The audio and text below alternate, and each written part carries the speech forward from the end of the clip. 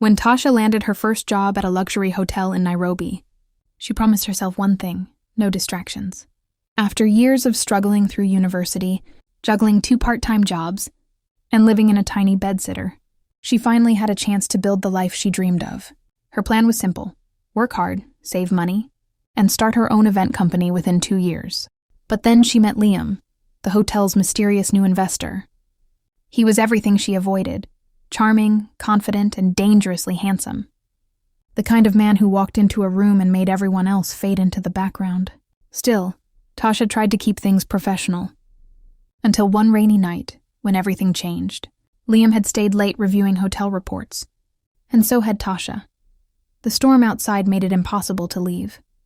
They ended up talking for hours, thought about work, family, and the loneliness that comes with ambition.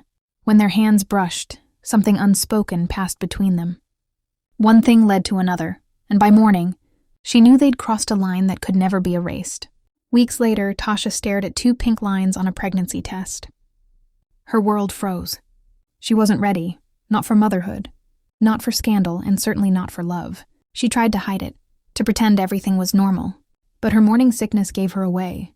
When Liam found out, he didn't react how she expected.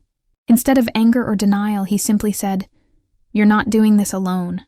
He moved her into a private apartment, hired a driver for her safety, and made sure she had everything she needed.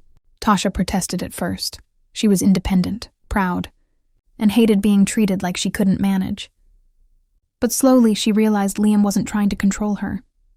He was taking responsibility in his own quiet way. Months passed and their relationship deepened.